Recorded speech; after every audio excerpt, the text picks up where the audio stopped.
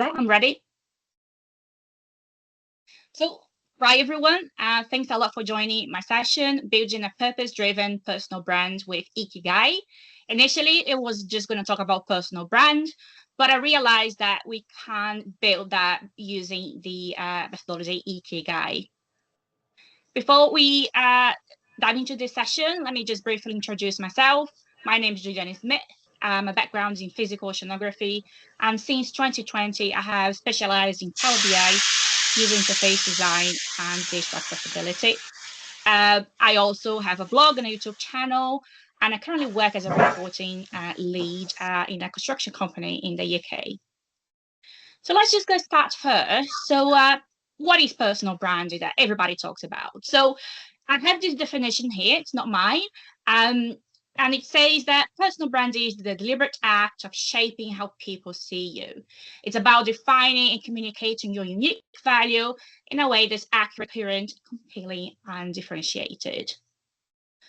And then why you may think, oh, why do I need to work on my personal branding? Well, there are multiple reasons. So here are some of them that it can help you draw attention to your unique differentiators, helping you to win jobs, projects, or clients. It connects you with communities and peers who share your interests. And also, very important, it does boost our confidence and reduce imposter syndrome, and also clarify your personal and professional goals. Initially, when I start talking about personal branding, I will talk about three different pillars of personal branding. The first one is about authenticity. So we should show ourselves beyond our titles. We should share our passions, quirks, values that make our voice distinct and relatable. And then we have initiative with purpose. So leadership starts where you are, so you can launch a project that sparks honest conversations, and your impact grows from intentional action. And then finally, we have the third pillar, which is values-driven connection. So consistency across multiple platforms will help building trust, align your message to reflect what matters most, and invite others to connect with clarity. So this is usually what I talk about personal branding, but I think there is a lot of words in there and not much help. So let's this a slide and let's get started. So first of all, how can you get started with personal branding? Well, the most important line that you're going to hopefully hear for a while is, you are not your job. And these lines change how I see my own career, because for years, I thought that what defined me were my titles, all the positions that I held, the projects that I worked for, clients. You are your work. So the impact that we make, the stories we shape, the people we help, that's what truly defines us. And here's the distinction, right? So a job is the position you hold, that you're paid to do. And work is the contribution that you make and what you are meant to do. So the job pays the bills and your work feeds your soul. And that's when we build the personal brand around our work or our purpose. The right opportunities and perhaps even financial rewards will follow naturally. So what is this different approach of personal branding? I recently read a book called How to Ikigai. And Ikigai is the term in Japanese created centuries ago to describe the idea of meaningful life or purpose. So Iki means life, Gai means worth. So Ikigai is the life's worth. And Ikigai is at the intersection of, first of all, what you love, then what you're good at what the world needs, what you can do and be rewarded for. So in the beginning, we don't actually chase what can be paid for. Our focus should be on the other three. So when we show up consistently and share our knowledge and create value, the financial and professional gains follow naturally. And that's how personal branding through Ikigai work. It's about selling yourself. It's not about selling yourself. It is about serving your purpose. So your purpose, your life objective, your meaning, it's above all of that. In terms of Ikigai, this is the framework. So first we have do what you love, as I mentioned before, do what you're good at. And that is the first half of the Ikigai. So when we start doing what we love, and then of course what we are good at, the benefits I made it. So do what you love and what you're good at as often as possible. And as I said, this is the first half of Ikigai, and experience what is like firsthand to feel the energy and satisfaction. So when you do that, because from your strength in action, you're not gonna earn an income from that, but it will be rewarding feeling satisfaction. So it is about how you feel about it. And then the second half of the Ikigai, we have do what the world needs and do what you can be rewarded for. So this is beyond yourself, and it fully realize the value you provide to the world. In the beginning, we don't chase what we can be paid. We focus, as I said, on the other three, and then naturally the rewards will follow. So this is the full. And well, when you go through all these 4 stages, you can say you've been through the full Ikigai. Ikigai is a phrase that starts to, for example, to help, to enable, to support, to build, to connect, to include, to heal, and many others. So if you have actually, if any of these phrases actually aligns with you can actually start working on it. And applying Ikigai to personal branding, we first have to do a self-reflection.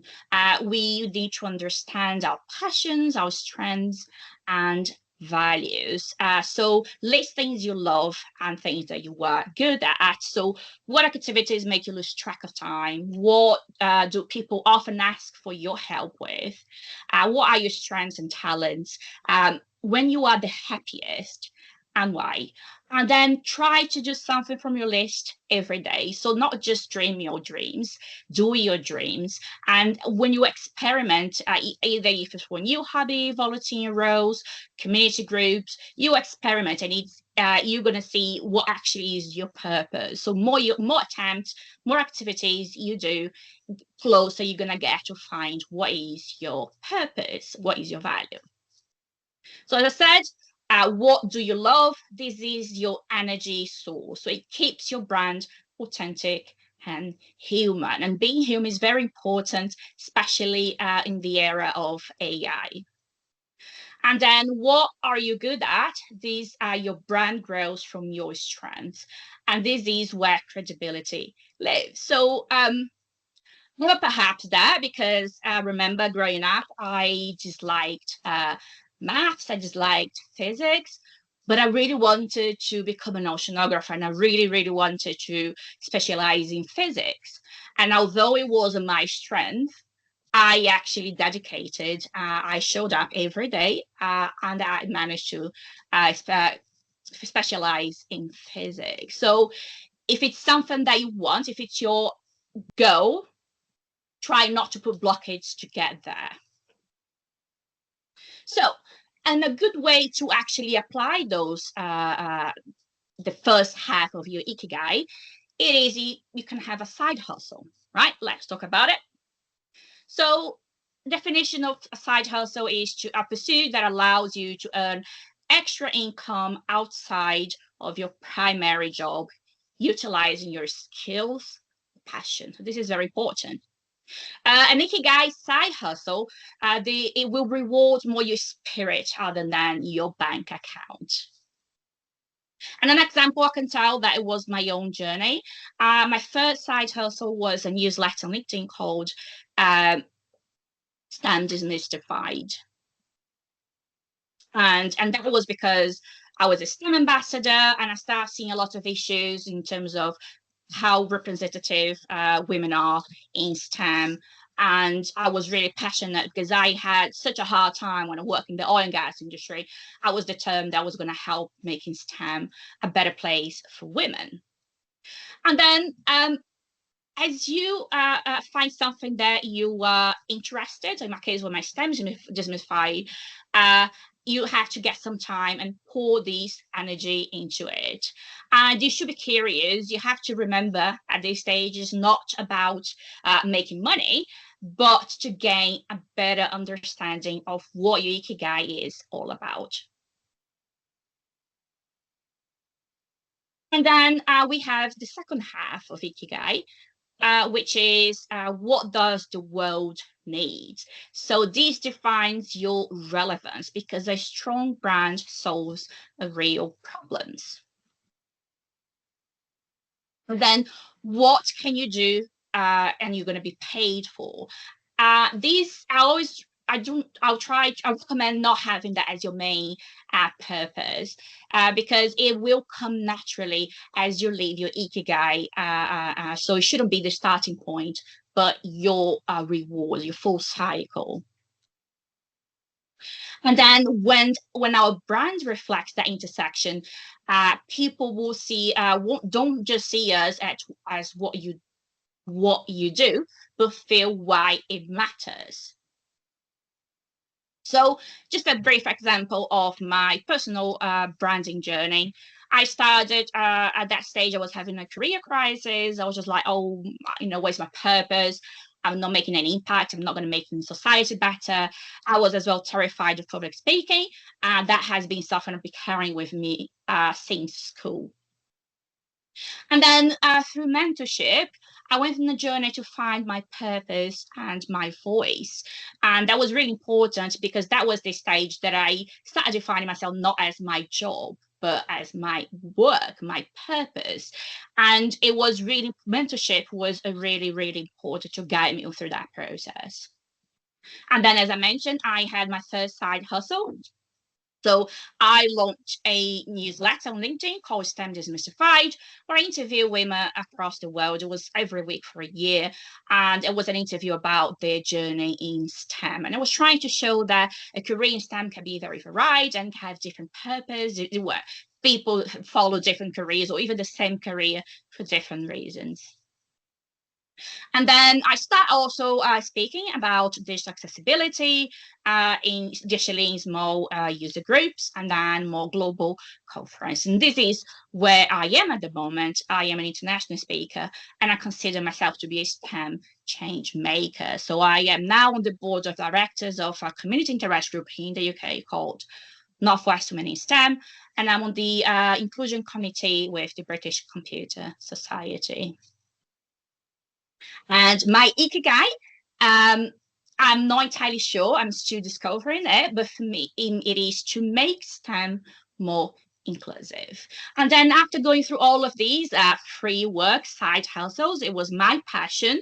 I started having industry recognition. So I have received a charter status from the British Computer Society. I have won a few awards. I have been listed as a Spotlight of Women in Tech. I'm being now recently nominated for an award here in the UK as well. It's going to be for 2026. And I had a Northwestern Mini STEM.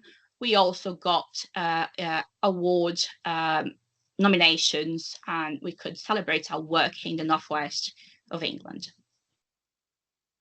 And aligning, when I start aligning my work, right, what I do with my Ikigai, I actually stopped chasing roles. I actually started attracting opportunities. And I also stopped worrying about visibility, right? And I actually start focusing more on what is my impact. And the recognitions, collaboration, financial gains, they all came as a byproduct of doing meaningful work consistently. And that was meaningful for me, and that makes me happy. And I often say that I would love just if I was able just to do what I do in outreach work. So these are some pictures of speaking for different groups and different. One was a user group, the other one was a conference. And the other achievement for me was I'm not terrified of public speaking. I think I have a lot to improve. But we will never get there if we don't put ourselves out there and, be a bit uncomfortable at sometimes to get started. But it does get better, and it's definitely worth. To wrap up, when you leave your Ikigai, your brand becomes effortless because you're going to love doing that. And, it's going to be very natural for you. You also don't need to push it. It will pull people naturally in because it is something meaningful. And that's where authentic success, professional, personal, and financial, truly begins. There are a couple of resources I think is really worth watching. So there is a 15-minute talk from this book author. He talked about Ikigai. And this book as well, it is amazing. I read on a train trip, like 12 hours, and I finished reading because it's the kind of book you start and you don't want to stop. So yeah, that's for me. That's it. Thank you very much for watching this session. I'm not sure if you can take questions now, but yes, feel free to reach out to connect. I'm always open to have chats as well, eventual chats if anyone wants. No, amazing. I mean, our second presenter hasn't shown up yet, if I'm not mistaken. So I'm very happy to also take questions. I actually have a question of my own. So amazing presentation. I actually love the theme. I really liked your quote where you said you stopped chasing roles and started to attract opportunities.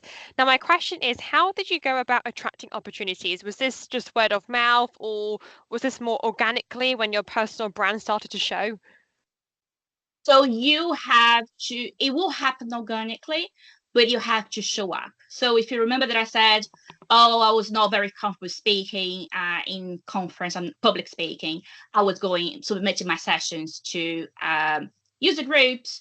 I would take opportunity to speak to my employer. Okay, no, I want to present something about. I was voicing my concerns in terms of women in STEM, inclusion and diversity. So I was it's that thing. You have to keep turning up. You have to keep trying. It's not going to be overnight.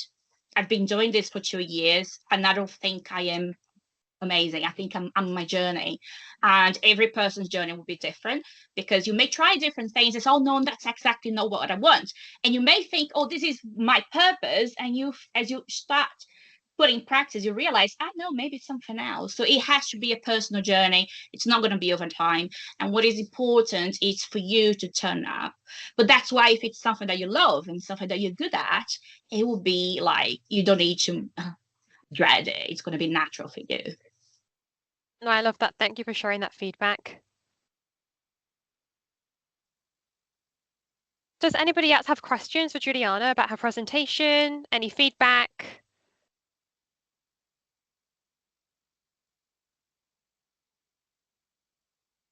Very quiet audience. Sorry, I was on mute. I just wanted to say it was really great. I really love this.